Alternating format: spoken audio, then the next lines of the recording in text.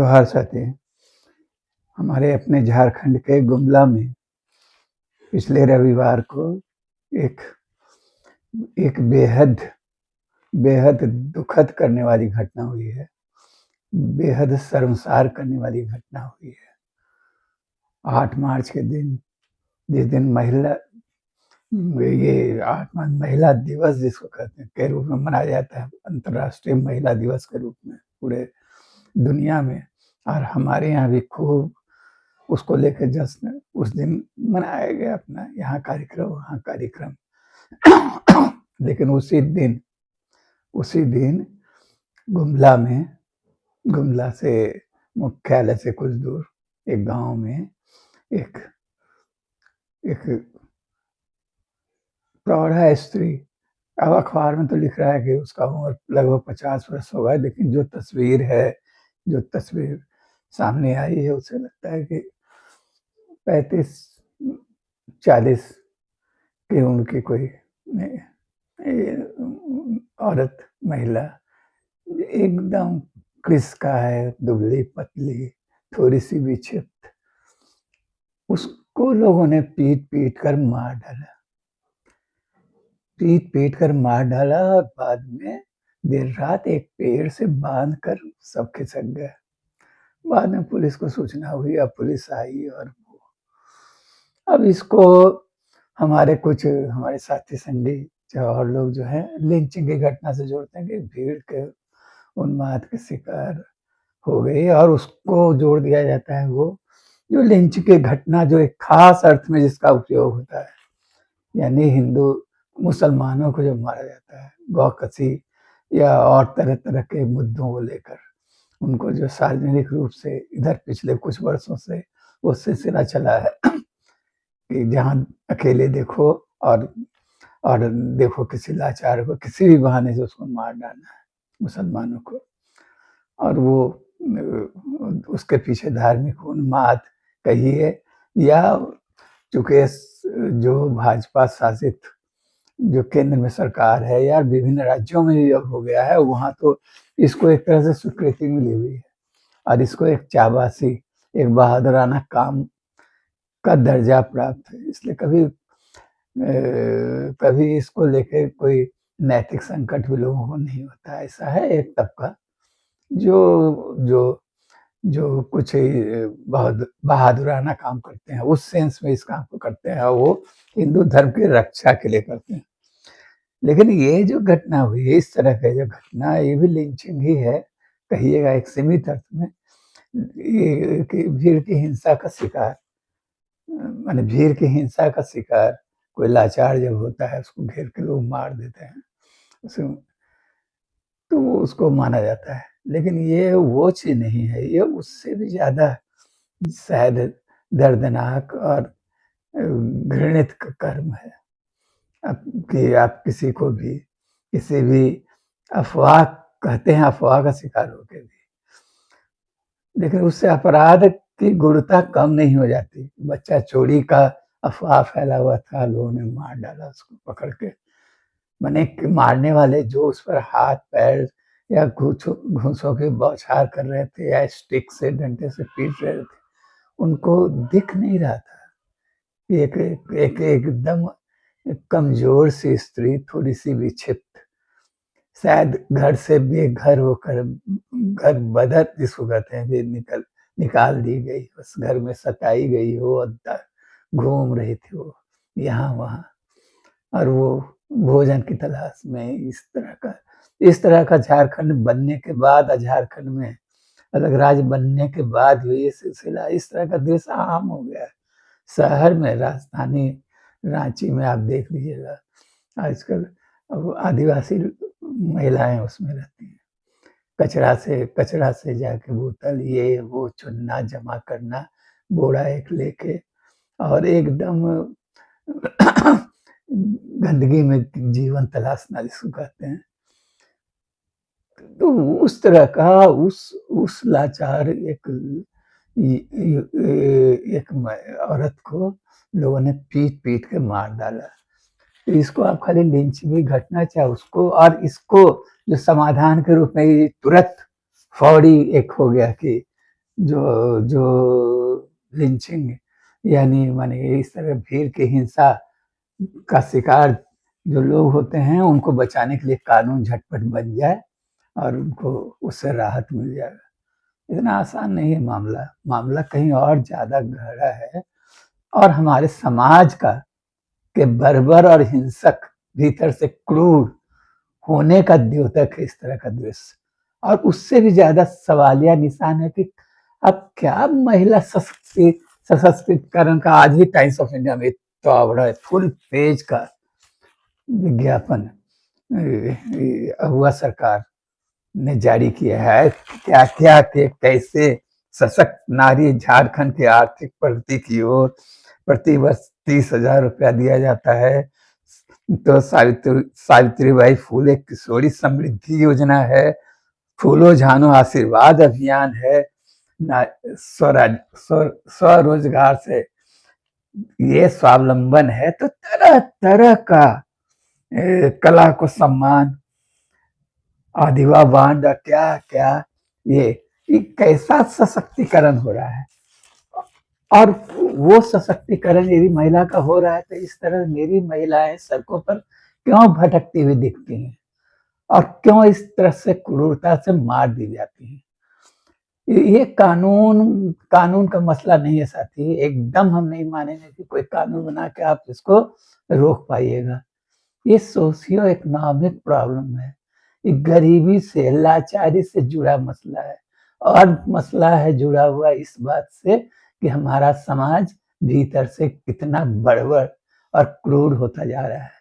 उसको मारने वाले सारे लोग कोई वहाँ कॉर्पोरेट घराने के लोग नहीं थे और ना आमतौर पर जो पुलिस पर आरोप लगता है पुलिस जुल्म करते, वो नहीं, वो सामान्य लोग थे गांव के और अफवाह के शिकार होके माने इतना कि वो अपनी दृष्टि ही खो देते हैं कि किसको मार रहे हैं, कैसे मार रहे हैं।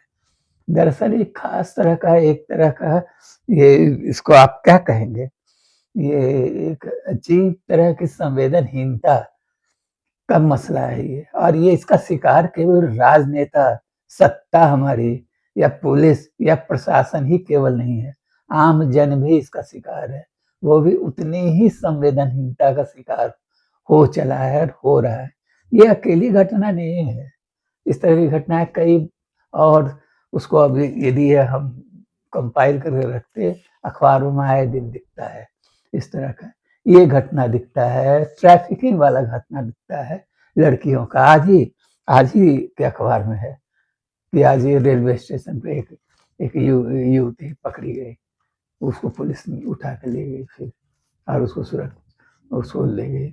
वो यहाँ की नहीं थी, हालांकि वो शायद संभवतः उड़ीसा की थी, लेकिन झारखंड से ही खूब कस के ट्रैफिकिंग होता है, यहाँ के ले ले जाया जाता है बाहर और पुलिस पकड़ लेती है। और चाहे कुछ लोग जो संगठन है वो लोग इसके खिलाफ एक अभियान चलाते हैं और थोड़ा बहुत इसमें करते हैं और सही ही करते हैं, ठीक ही करते हैं। लेकिन असली कारण यही है कि आपका सशक्तिकरण वगैरह कुछ नहीं हो रहा है, ये सब खाली दिखावे से ज्यादा कुछ नहीं है। या वास्तव में इससे असली सशक्तिकरण समाज का नहीं होता है। कुछ रुपया, चंद रुपया आप उसके मुंह पर फेंक दीजिएगा, उससे नहीं होता है सशक्तिकरण महिलाओं का और इसका और उसका। इकोनॉमिक ढांचा एकदम खत्म हो गया है, खेती बाड़ी खत्म हो गई है, सरकारी राशन और इस तरह के राहत पर लोग जिंदा हैं और आप उसको उनको उसी के हिसाब से। और जो जमीन है जो खेती बाड़ी के लायक है जमीन है जो, और जो है वो दिनों दिन उसका क्षरण हो रहा है, उसका अधिग्रहण और लूट हो रहा है।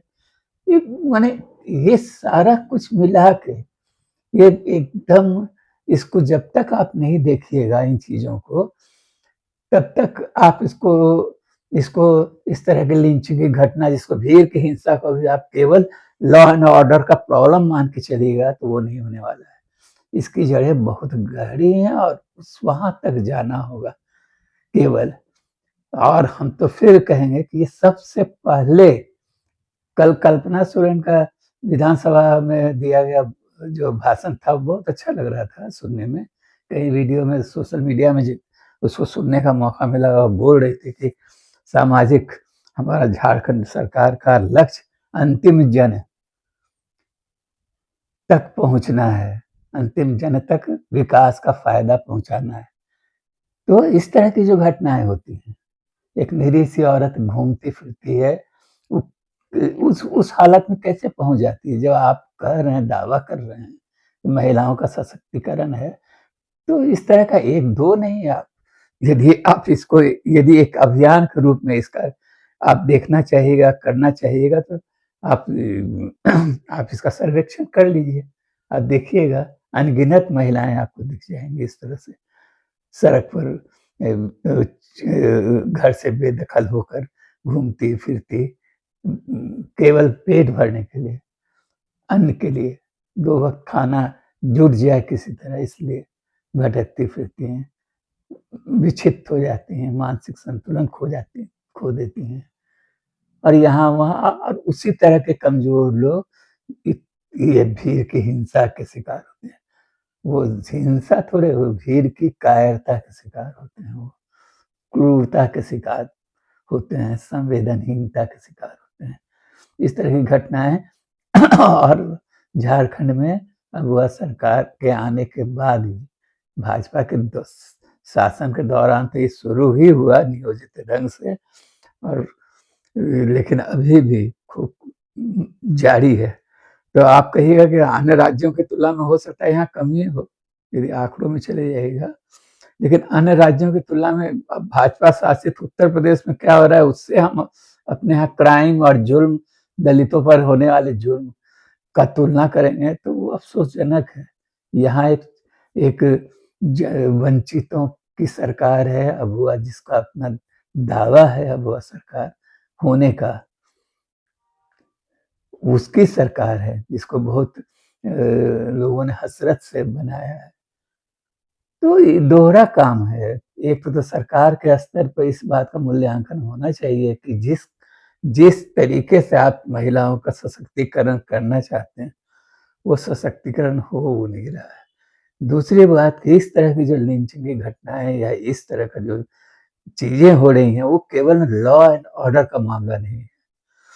वो उसके आर्थिक कारण हैं, उसके सामाजिक कारण हैं, उसमें जो उस इस बात को जब तक हम नहीं समझेंगे और उस दिशा में हम प्रयास नहीं करेंगे, इससे निपटने का तब तक ये नहीं रुकेगा।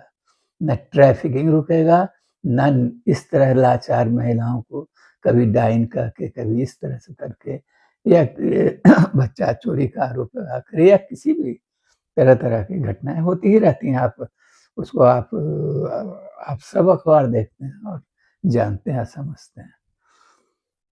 तो बस इतना ही समझना है, कहना है कि ये सब मामले केवल कानून से एक ल वो आसान होता है तुरंत कह देना, रिएक्ट कर देना, कि हाँ, चलिए इस पर एक कानून बनने वाला था और वो कानून बना नहीं है। जो लिंचिंग के खिलाफ एक कानून कुछ बरस पहले बनाई थी ये हमारी अबुआ सरकार माने हेमंत सोरेन की सरकार ने, उसको राज्यपाल के पास भेजा गया और राज्यपाल के यहाँ से वो वापस कुछ कुछ संशोधन और सुधार के बाद वापस चला आया। अब वो कानून फिर उसको और उस पर दबाव नहीं बनाया गया कि कैसे सुधार करें, क्या है।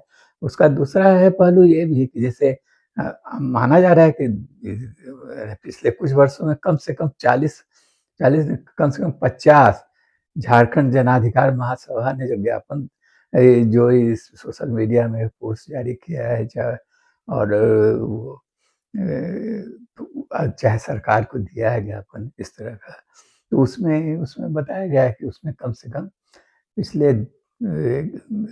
पिछले कुछ वर्षों में 2-3 वर्षों में 50 से ज़्यादा घटनाएँ इस तरह की हो गई हैं और उन घटनाओं को रोकना तो लिंचिंग की घटनाएँ जिसको कहते हैं, भीड़ की हिंसा द्वारा मारे जाए गई घटनाओं को रोकने का तो सिलसिला वो उसके लिए जो कारगर कदम उठाया जाना चाहिए, वो तो नहीं ही हुआ है लेकिन और उसके साथ-साथ ये भी हुआ है कि उसमें जो मारे गए लोग हैं उन तक जानकारी भी नहीं पहुँचाई गई है। उनको राहत भी नहीं दिया गया है, राहत किसी तरह का। ये सब अफ़सोसजनक है। तो साथी चलिए, किसी कारण से लाइट कट गया है, तो यहीं बात समाप्त करते हैं। बस यही कि गुमला की घटना पूरे शर्मसार करने वाली है, पूरे समाज को हमारे, और उसके लिए केवल सत्ता को दोषी देना, पुलिस प्रशासन को, और उस पर क्रोध करना, या उसकी विफलता के रूप में देखना, या ये समझना कि कानून बना के हम इससे निस्तार पा लेंगे, छुटकारा पा लेंगे, वो नहीं है। ये एक ज़्यादा गहरा सवाल है, और महिला सरकार के द्वारा जो पिछले कुछ वर्षों से जो लगातार महिला सशक्तिकरण की बातें की जाती हैं, उन पर सवालिया निशान है। धन्यवाद। जोहार साथी।